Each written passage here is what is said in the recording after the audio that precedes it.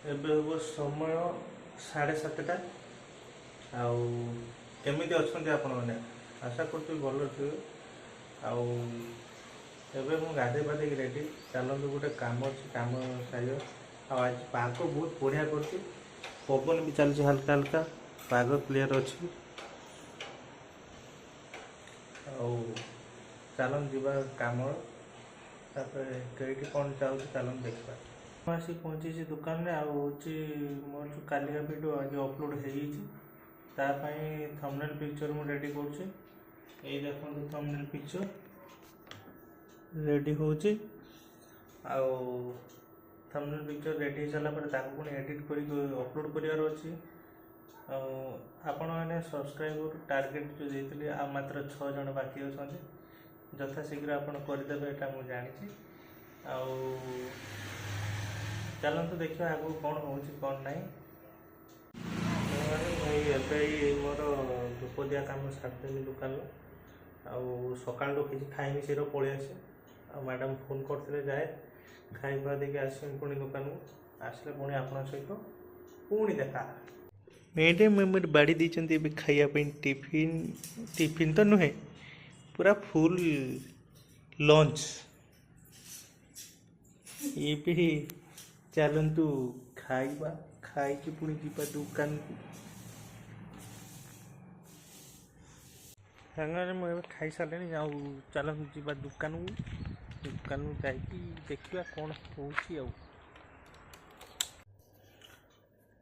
ଏବେ ସମୟ 12:30 ପାଖାପାଖି। ଆଉ ମୁଁ ଯାଉଛି ଘରକୁ। ଚାଲନ୍ତୁ ଦୋକାନ ବନ୍ଦ କରିଦେଇ ଯିବା। ଆଜି କାମ ବିଶେଷ କିଛି ହେଇପାରିଲାନି, ଦେଖିବା ପୁଣି କାଲି କ'ଣ କିଛି ହେଉଛି। ଆଉ ଏବେ ପାଇଁ ଚାଲନ୍ତୁ ଯିବା ଘରକୁ, ଖାଇକି ଟିକେ ଦେଖିବା ମ୍ୟାଡ଼ାମ୍ କ'ଣ କରିଛନ୍ତି ଖାଇବା ପାଇଁ। ସାଙ୍ଗରେ ମୁଁ ଆସିକି ପହଞ୍ଚିଛି ଏବେ ଘରେ ମାନେ ଡାଇରେକ୍ଟ ରୋଷେଇ ଘର ଆସିକି ପହଞ୍ଚିଛି। କିସ ଖାଇବା ହେଇଛି ଚାଲନ୍ତୁ ଦେଖିବା। ଏଠି ଅଛି ଗୋଟେ ଟିଫିନ୍ର ରସଗୋଲା ଅଛି। ଏଇଟାର କ'ଣ ଅଛି ରେ, ଭାତ ଅଛି। ଏଟାର ଅଛି ଶାଗ ବାଇଗଣ ଭଜା, ତଳେ ଅଛି ଡାଲମା। ଏଟାର ବାପାଙ୍କର ନା, ଏଟାର ନାଡ଼ି ଆଳୁ ଝୋଳ। ଏଇ ସକାଳକାର ଖିଚିଡ଼ି, ଏଠି ହେଉଛି ବେସନ ଲଡ଼ୁ। ଆହୁରି କେତେ ଆଇଟମ୍। ଖାଇବା ତ ସବୁ ଖାଇସାରିବା, ଖାଇକି ପୁଣି ଶୋଇବା। ଆଉ ତାପରେ ଦେଖିବା କ'ଣ ହେଉଛି। ଆଉ ଆମର ମ୍ୟାଡ଼ାମ୍ ଯାଇଛନ୍ତି କ'ଣଟି ବାଡ଼ିରେ ଲଙ୍କା ଆଣିତେ ଚାଲିଛନ୍ତି। ଦେଖିଆ ହା ୱା, କେତେ ଖୁସି ଲୋ ଲଙ୍କା ପାଇକି। ଆମର କଳମ ଶାଗ ଲୋକଙ୍କର କେଇଠି ମାଟିର ହୁଏ, ଆମର ହେଇଛି ଜରିର। ଆମେ ଏଇଟା ଗାର୍ଡେନ୍ ତ ଦେଖାଉନି, ଖାଲି ଘାସ ଦେଖାଯାଉଛି। ରହିଲା ହେଲା ନା ହେଇନି, ଦେଖିଆ କେଇଠି ହେଇଛି। ମୋର ଅଧା। ସେମାନେ ଏବେ ହେବ ସମୟ 4:30। ଆଉ ଚାଲନ୍ତୁ ଯିବା ଦୋକାନକୁ। ମୁଁ ଉଠିକି ପୁରା ଫ୍ରେଶ୍ ହେଇଗଲିଣି। ଆଉ ଏ କମଳା କିଣିକି ଆସିছে, ଖାଇଆ ଯିବା। ଆଉ ଚାଲନ୍ତୁ ଖାଇବା ମିଠା କମଳା।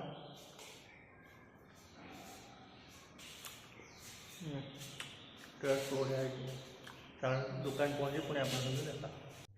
ସେମାନେ ଏବେ ସମୟ 8ଟା ପାଖାପାଖି। ଆଉ ଚାଲନ୍ତୁ ଏବେ ଦୋକାନ ବନ୍ଦ କରିବା। ଆଉ ଆଜି ଥକା ଲାଗିଲାଣି ବଡ଼। ଚାଲନ୍ତୁ ଦୋକାନ ବନ୍ଦ କରି ଯିବା ଘରକୁ। ମ୍ୟାଡ଼ାମ୍ କ'ଣ ରୋଷେଇ କରୁଛନ୍ତି ଦେଖିବା, ମ୍ୟାଡ଼ାମ୍ ସହିତ କଥା ହେବା। ତାପରେ ପୁଣି ରାତିର କ'ଣ ଖାଇବା ହେଇଛି ଆପଣଙ୍କୁ ଜଣେଇବି। ତା ପାଇଁ ଆପଣ ଯୋଡ଼ି ରୁହନ୍ତୁ। ଆଉ ହଁ, ଆପଣ ସବସ୍କ୍ରାଇବ୍ କରି ଚାଲନ୍ତୁ। ସାଙ୍ଗମାନେ ଏବେ ମୁଁ ଆସିକି ପହଞ୍ଚିଛି ଘରେ। ଆଉ ଚାଲନ୍ତୁ ମ୍ୟାଡ଼ାମ୍କୁ ପଚାରିବା କ'ଣ ଖାଇବା ପିଇବା ବ୍ୟବସ୍ଥା କରୁଛନ୍ତି। ମ୍ୟାଡ଼ାମ୍ ହେଇତ କ'ଣ କରୁଛ ଆଜି ରୋଷେଇରେ କହି ପକେଇଲ। ରୁଟି ଆଳୁ କଷା, ଆଉ କ୍ଷୀର, ଚିନି, ପାଣି, ଲୁଣ, ପତର। ହେଡ଼ା ତ ତା ସହିତ ପଡ଼ିଥିବ ନା ହେଁ ହେଡ଼ା ତ ତା ସହିତ ପଡ଼ିଥିବ ନା ଆଉ ପତ୍ର ଗୋଟେ ପକେଇବ ନା ତା ସହିତ। ପତ୍ର ପଡ଼େନି ନା ଧଣିଆ ପତ୍ର ଅଛି ହଁ ଠିକ୍ ଠିକ୍ ତେଜପତ୍ର ଅଛି ସେଟା ବି ପଡୁଛି। ଆଉ ପୁଣି ମନା କରୁଛ ପତ୍ର ପଡ଼େନି କହିଦେଲ ଆଉ। ହଁ ଖୁସି ଆଉ। ଆମର ଜାଣିଛ ନା ଆଉ କେତେ ଆଉ ମାତ୍ର 5 ଜଣ କରିଦେଲେ ହେଇଯିବ 330। କିଏ ପଢୁନାହାନ୍ତି କାହିଁକି? ପଚାରନି ଆମ ଅଡ଼ିଏନ୍ସକୁ ପଚାର ଆପଣମାନେ କରିଦିଅନ୍ତୁ। ଅତି ଖୁସିର ହଁ ସ୍ନେହ ଶ୍ରଦ୍ଧାରେ ଅତି ପ୍ରେମ ସେ ସବସ୍କ୍ରାଇବ୍ କରିଦିଅନ୍ତୁ। ତାପରେ କେକ୍ ଗୋଟେ କଟାଯିବ।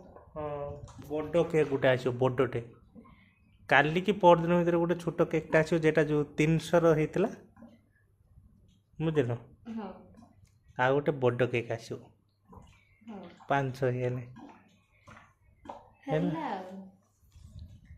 ହଉ ସାଙ୍ଗମାନେ ଦେଖିବା ପୁଣି ରାତିର ଦେଖା ହେବା। ମୁଁ ଏବେ ଯାଉଛି ଟିକେ ମାର୍କେଟ କାମ ସାରିକି ଆସିଲା ପରେ ଖାଇବା ପୁଣି ନିଗୁଡ଼ ନିଦରେ ହେଲୁ ସାଙ୍ଗମାନେ ଏବେ ହେବ ସମୟ 10ଟା ଆଉ ଖାଇକି ତ ପେଟ ଫୁଲ ହେଇଯାଇଛି। ଆପଣମାନେ ବି ଖାଇଛନ୍ତି କି ନାହିଁ କମେଣ୍ଟରେ ଜଣେଇବେ। ଆଉ ଆଜିକା ପାଇଁ ବ୍ଲଗ୍ ମୋର ଏଇଠି ରଖୁଛି ସାଙ୍ଗମାନେ ରହୁଛି ସାଙ୍ଗମାନେ ଟାଟା ଗୁଡ୍ ନାଇଟ୍ ଶୁଭରାତ୍ରି ଜୟ ଜଗନ୍ନାଥ।